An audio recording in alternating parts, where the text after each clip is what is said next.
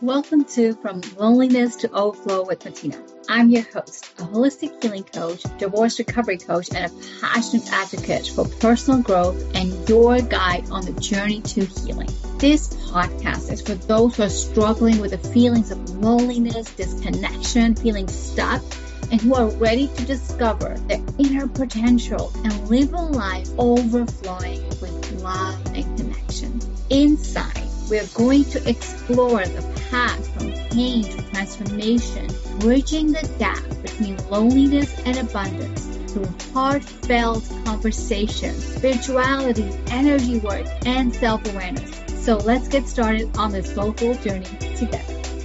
Welcome to another episode From Loneliness to Overflow with Matina. I'm super excited for today's conversation as I'll be conversing with AiR, Atman and Ravi. A man who was super successful in his business, decided to walk away from his business at the age of 40 and started his personal spiritual awakening journey at the age of 48. I can't wait to hear from his personal experiences where he felt perhaps loneliness or disconnection into the overflow that he's living every single day now and the beautiful mission that he brings to the world. So without further delay, welcome Mr. AiR. Atman Namaste. Thank you, Matina. This is AiR. People call me AiR because my name became Atman in Ravi. Atma is, for the Western audience, soul. So I became the soul in Ravi when I was awakened to the truth that this guy was Ravi for 48 years. And then I realized that I'm not Ravi. My name was Ravi. But then my name became, people wonder why do you call him AiR? Because AiR means Atma in Ravi. Thank you for having me on this call. I'm looking forward to an exciting conversation. Thank you. Thank you for joining this conversation. I can't wait to hear you sharing from a personal experience from what was your pivotal moment where you felt perhaps loneliness or disconnection, and what led you then to going from, how you say it in your book, from religious to spiritual, because there's a huge difference there. Actually, I think that my moment of disconnection was that moment in life when I was going from peak to peak and peak to peak. I was achieving success to success and success to success. And I was trying to find more happiness. And I got to a point when I realized that there's some disconnect. We are taught that success is happiness. Yes. The entire world believes that success is happiness. But then my question was, if success was happiness, then more success should be more happiness. Mm-hmm. But when I looked around me, there were people who were very rich, but they were not wealthy when it comes to happiness. And many of the rich and famous were committing suicide, and many of the rich and famous. So there was that moment of disconnect with the reality of life, that there is something more to life. Right. Than just pleasure and achievement and success. I was very successful. I started with nothing. As I tell people, I started with nothing. I became something. I achieved everything, only to realize in that moment I am nothing. Oh, wow. So, the fact is that whoever you and me are, and whoever the millionaires and the billionaires of the world are, they may be presidents of the United States or India or any country, or maybe the chairman of the largest business house in the world. But ultimately, who are we? And why are we here? So this question was that moment of disconnect, which made me, like you said, I walked away from a thriving business just to realize that there was something more in life. And Matina, I discovered that life had three peaks. And the three peaks I discovered, I was going from peak to peak to peak to peak, thinking that I am climbing the peaks of success. And I was going to open a Disney World in India. It was on 200 acres. I was going to make a fantastic place called the Camp City. Because I brought modern retailing to India, because I brought Disney costume characters to India. I brought Las Vegas entertainment to India. And I was even covered by Euronews and BBC as the most innovative retailer at that point of time. Mm-hmm. But then I realized that the ultimate peak is a plateau, or rather a cliff called death. Mm-hmm. That in that moment that we will fall off, and then there will be no meaning, but what we earn, others will burn. So then what is the big deal? So that was my moment of disconnection, because although there was so much pleasure and achievement, I was driving down the highway of achievement and I saw an exit. I took that exit to fulfillment, to contentment. And that was my new life. Wow. And there are so many successful businessmen who even today are so disconnected and feel so much lack of happiness, lack of fulfillment. So before we even step into how your journey evolved from there, what would be your message to them? No, I would tell them that ask yourself, what are you actually seeking? There are people, with all due respect, it's about like Bill Gates who walked out of Microsoft. So we have examples of people who did that. But the point is, everybody wants to become successful and make money because he thinks that will give him happiness. I would give a message to the world, people who are the leaders of this world, who are the wealthy of this world. Ask yourself, what is the purpose of your existence before you die? You are not here just to create wealth and then fool yourself into believing that you're going to create more jobs or create more opportunities. Ultimately, what? So my message is to the rich and famous, stop and ask yourself, who am I and why am I here? And reach that state of contentment. Nobody who dies, Matina, nobody who's in the last leg of his life, if you ask them on a podcast a question, what do you regret most?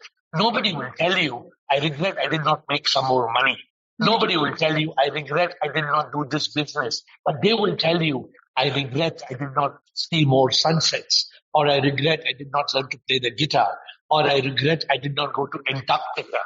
Or they will tell you things that there is a purpose for our existence. And I'm lucky I found my purpose. I found the purpose why I came to earth. What was the reason for this human birth? So my message to those people who are running the race, trying to be an ace, and then they are in this chase, they get caught in the maze. They forget to live with grace. But this is the problem. So we should wake up. We have to snap out. The best thing is that I would tell them, snap out. Don't just keep on and on and on. Yes, there's so much wisdom that you're sharing right now. And there are so many milestones that we go through, right? From one moment, we're like, okay, we are achieved. We have made so much money and we can now live this luxurious life, which has its beauty to it. But without inner fulfillment, without the connection of your own happiness, it is all void.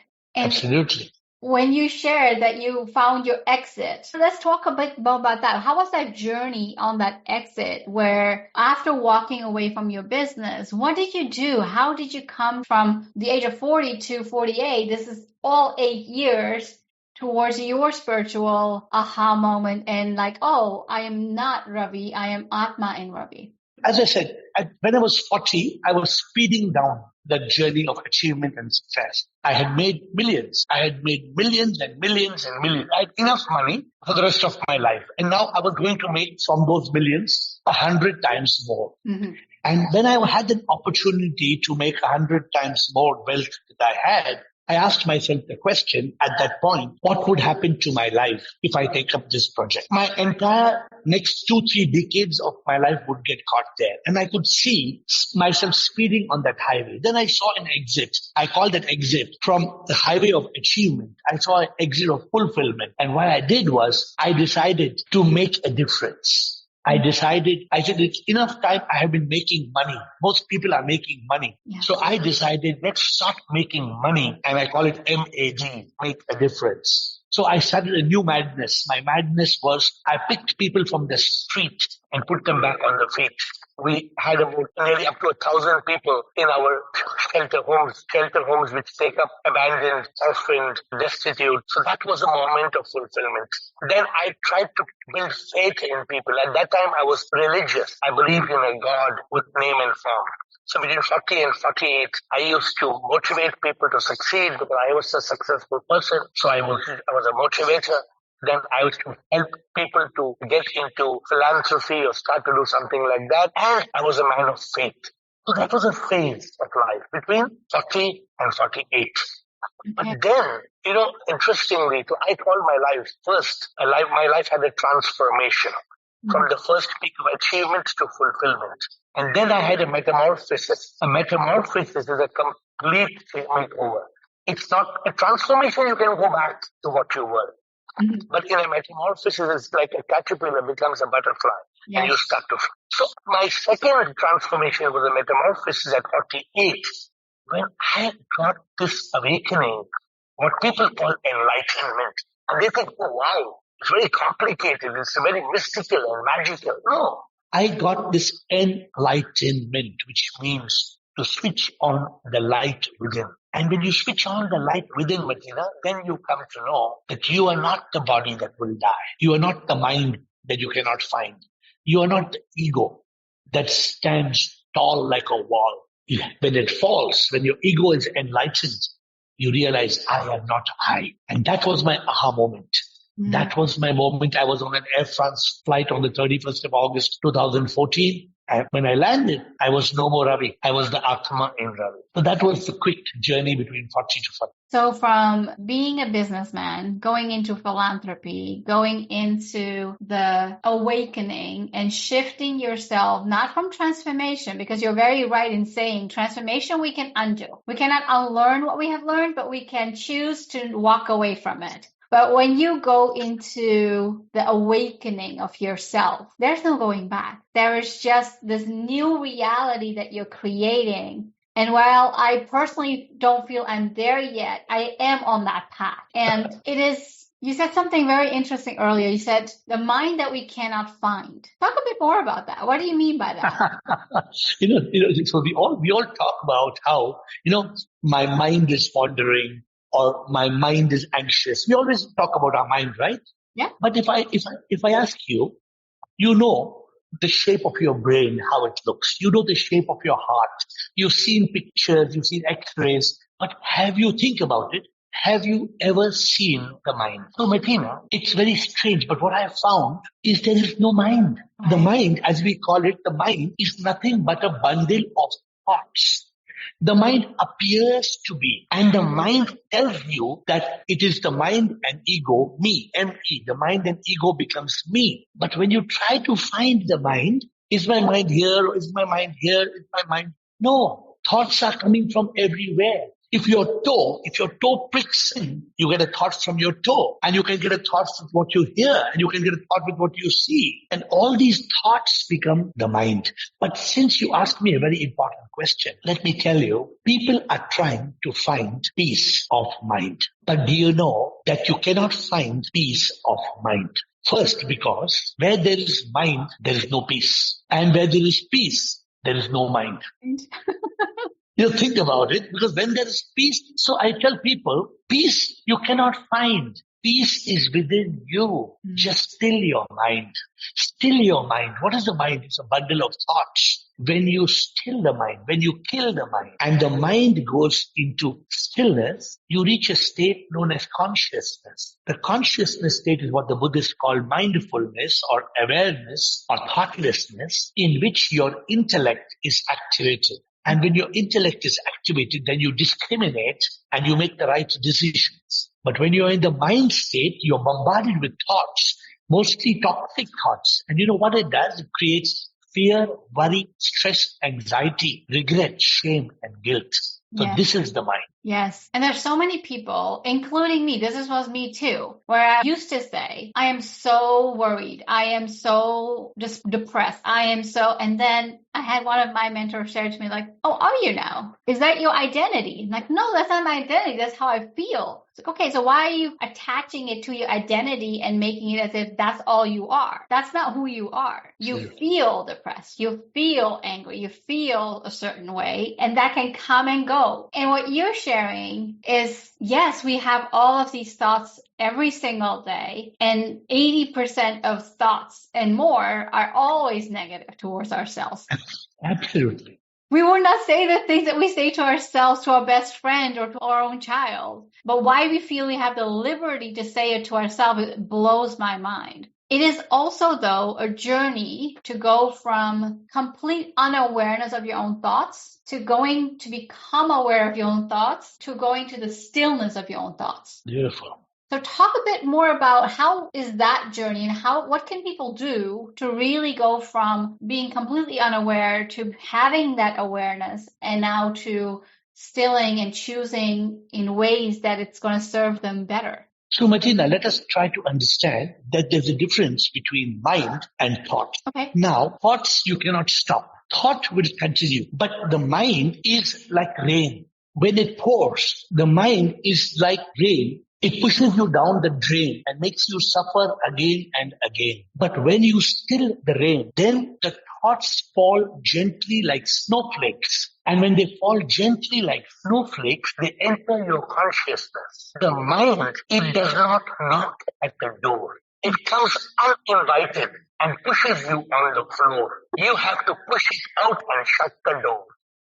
Now, this is the mind. But when you are able to block the mind and lock the mind, then you become a master.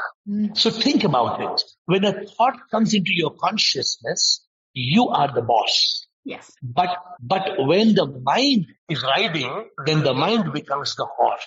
There was a man who was on a horse and somebody asked him, where are you going? And he said, I don't know. Ask the horse. So what it means is sometimes somebody else is riding the horse. In this case, the mind. The mind must be still because the mind is our biggest enemy. It's the biggest myth in the world. A biggest myth in the world. People are trying to say, I'm trying to befriend my mind. I want to be. No, the mind is a monkey. The monkey mind has to be tamed. You have to cut off the tail of the monkey. The monkey, M-O-N-K-E-Y, has a tail E-Y. When you cut off E-Y, what is left is monk.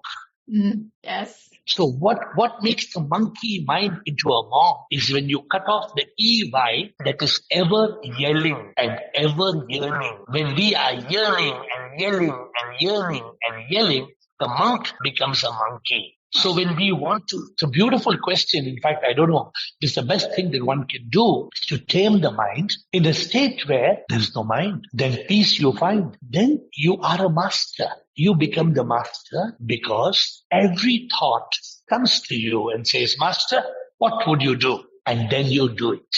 Otherwise, the thoughts are pushing you. Right. And you become, it's a big problem. And that's why you become depressed. You become, see, what is stress? People talk of stress. Yes. S-T-R-E-S-S. Yes. These are sad thoughts, toxic thoughts, repetitive thoughts, exhausting thoughts, sadistic thoughts, suffocating thoughts. The word S-T-R-E-S-S tells you the kind of thoughts. What is fear? F-E-A-R. It's a false expectation appearing real. All caused by the mind. Yes. You don't need to have fear. You don't. Somebody asked me the point, why do we worry? So I told them, remember this when you worry the next time. W-O-R-R-Y. Worry is a waste of life. It is overthinking. It is repeating the fear. It is rehearsing the problem. And it is yearning for irrelevant things. Right. If you eliminate worry. So Matina, this is the journey, my journey of life. And today I live as the happiest man in the world. I have become a happiness ambassador to teach people the happiness secret. Mm-hmm. And I spell happy. How do you spell happy? H-A-P-P-Y. But I spell it as H-A-P-P-P-Y. My happiness has 3 P's. H-A-P-P-P-I-N-E-S-S. You know why? Tell me why. Because happiness and to be happy, there are 3 P's. Most of the world knows of P called pleasure, which comes from success and achievement. Mm-hmm. Greater than pleasure is peace that comes from contentment and fulfillment. Right. But the ultimate happiness, the happiness secret is the 3rd P called the purpose of our existence. Yes. If you discover the 3 P's of happiness, you unlock the happiness secret. There's so much wisdom. I love the fact that you break down these words with simple ways around, for example, stress. I will never look at stress the same way.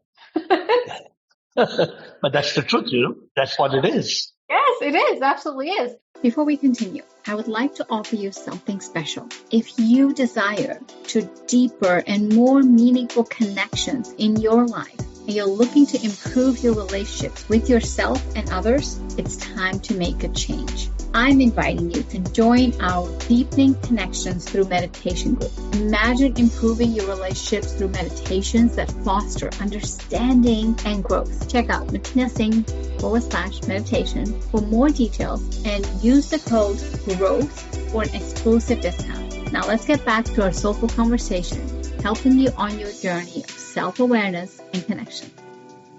So I'm loving this conversation. So thank you for bringing so many aha moments to this conversation today. What I want to ask is, when we go through thoughts, for example, I'll give you my own example. Yes. I have a thought of, oh my gosh, I need to do all these 3 things and I have a busy day and I have to take care of the kids and I have to the whole busyness is playing like a tornado in my head without me even taking one action. And then when I take that action, I feel that relief of, okay, I have done it. But the mind goes then quickly into the next and the next and the next, as if there's no stopping. So what you explained just now is like to really calm the mind. It's about becoming the gatekeeper of your mind, of your thoughts, and having, instead of the thoughts rushing into you, be like, okay, would you like this thought today? No, you don't? Okay, we're going to bring it away. Would you like this thought? Yes, you do. Thank you very much. Now you go with it. How can I become a better gatekeeper of my own thoughts? Because as you said, my thoughts don't stop. And I know,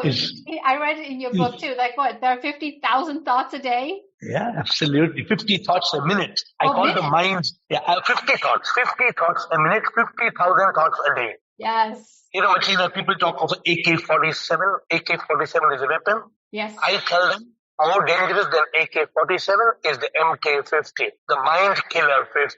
The mind is killing you and drilling you with 50 thoughts a minute, 50,000 thoughts a day. But let me answer your question. How can I become a better gatekeeper of my life, my mind, my happiness and everything, right, Matina? Yes. So suppose I give you $1 million and I ask you to go back yesterday and change the hamburger we ate into a fish burger. So if I give you $1 million, can you go back to yesterday and do that? Okay. I'll make it to $10 million. And let's go to tomorrow, where we are both going for a holiday to the Maldives. And can we go to that tomorrow and fix that, what's going to happen tomorrow? Can you do it? I'm going to say yes. Can you go to tomorrow? I can't go to tomorrow. No. I can't. No. Now here comes the answer. Even if you get any amount of money, you can't go to yesterday and you can't go to tomorrow. Correct. But who is going there all the time? Our mind. Our mind. Our mind is going into a yesterday that is gone and a tomorrow not yet born. And by going into the past and the future, it's robbing the present moment of which you want to be a gatekeeper. Right. If only you can shut the door where the mind doesn't take you to yesterday, and you shut the door and the mind doesn't take you to tomorrow, then there is no misery and sorrow. The mind is moving you, it's taking you to yesterday and telling you, oh shit, I have this regret. I've been shame at him. Oh, it's creating regret, shame and guilt. You are trying to rehearse. You can't change it. It's over. Yeah. And then the mind is taking you to tomorrow and creating fear and worry and stress and anxiety. Right or wrong? Right. So the secret is to be in the moment. And to be in the moment, you have to be in consciousness. And to be in consciousness is a habit, an art, a choice. So when you become very disciplined about being in the moment, you become a better gatekeeper of your happiness, your life, and your mind. There's no point. Matina, there is no point in thinking about what is going to happen tomorrow, because it never happens like that. Yes. It never. Yes.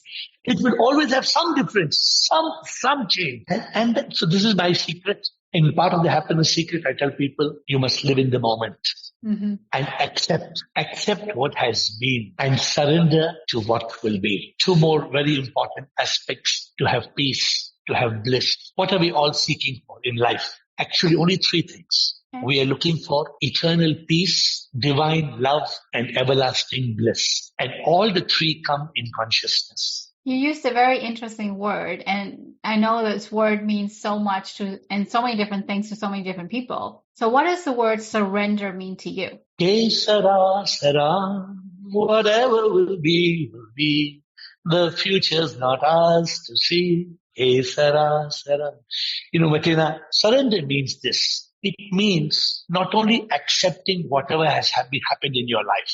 You have to accept, because if you protest, it's of no use. It has happened in your life. Yeah. But surrender is the ability to trust the universe. It is the ability to believe that this universe is being governed by a power that is fair, and a power that loves me, and a power that is in me. When there is that complete understanding or awakening, you let go. Yeah. Surrender means to just let go and to remember I can deal with it.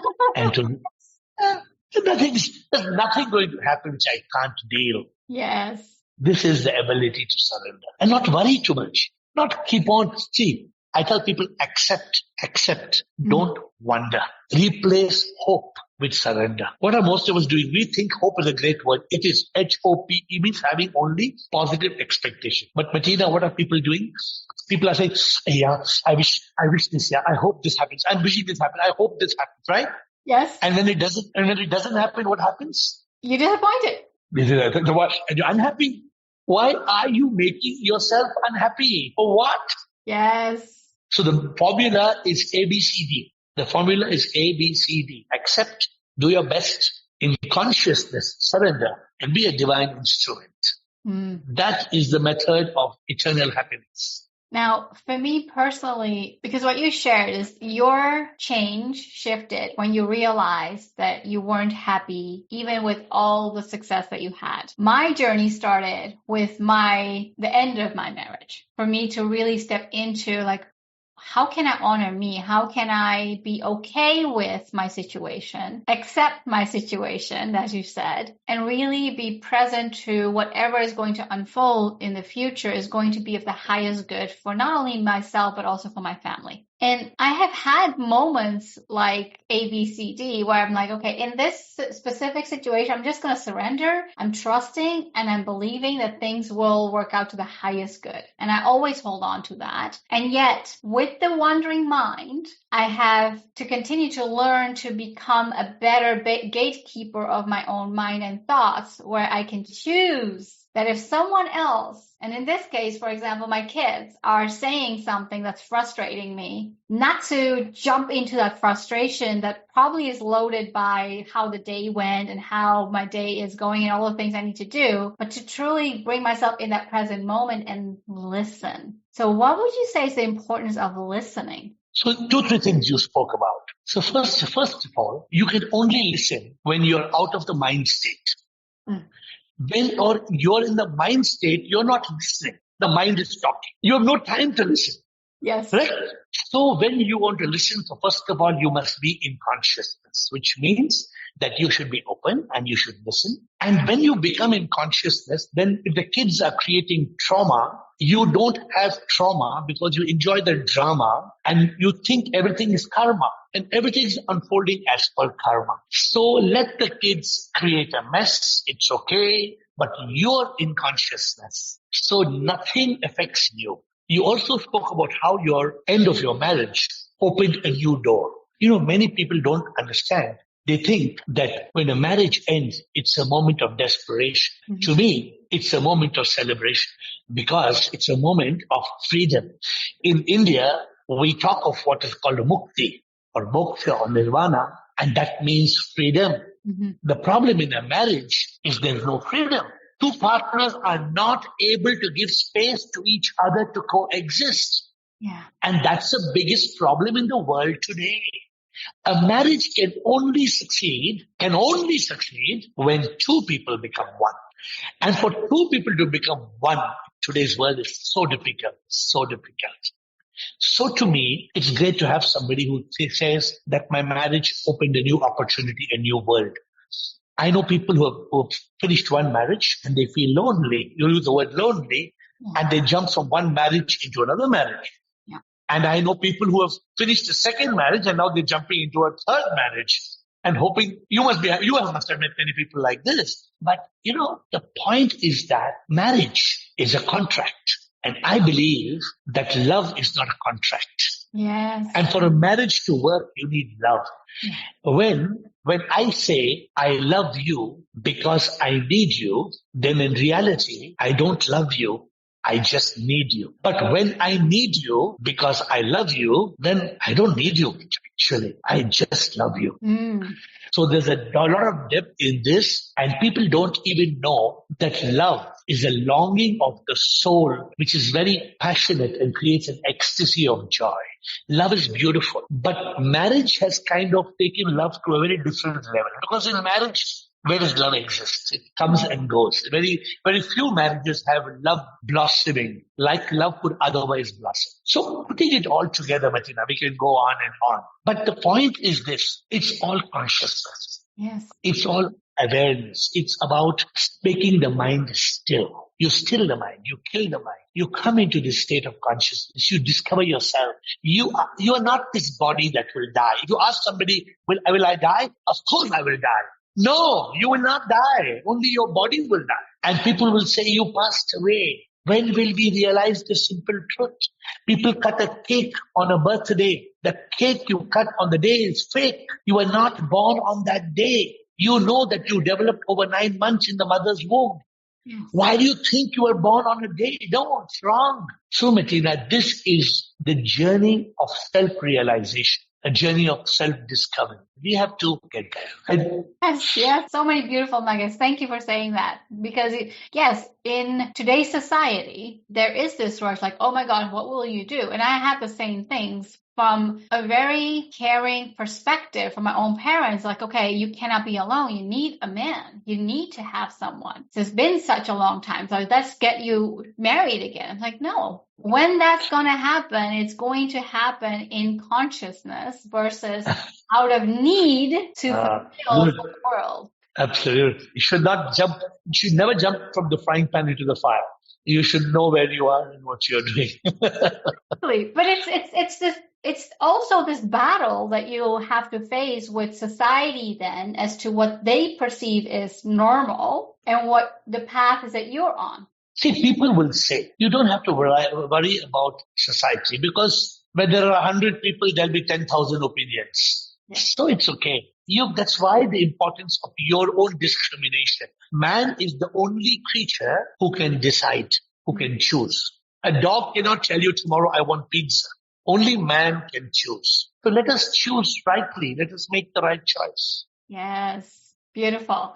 Okay, so I have a little tradition on this podcast, which is to ask you a question that the previous guest has left you. And I will ask you after this recording to leave a question for the next guest as well. So the question that I have for you today is, how do you talk to your own inner critic?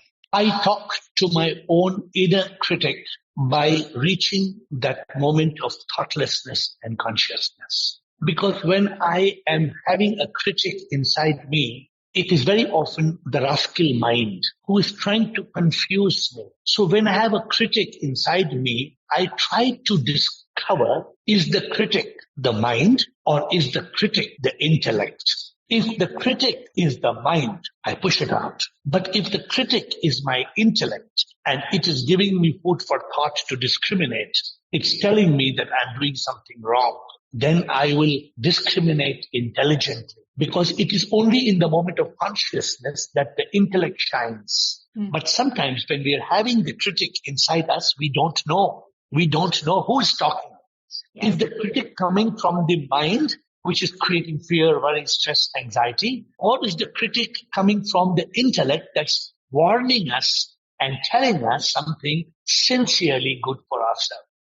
So that's how I take every critique that comes from within me. Beautifully said. Wonderful. It has been an absolute pleasure. Thank you for being a guest on this podcast. I absolutely recommend you visit the website, look at all the 60 plus books that are there for you to step into, learn from. These acronyms from stress and monkey, as simple as they sound, are so powerful and so beautifully making you aware of what you're doing to yourself and what is happening around you even, so that you can make better conscious choices. So with that said, thank you so much, AiR, for being a guest on this podcast. It's been absolutely a pleasure. Thank you. Thank you for listening.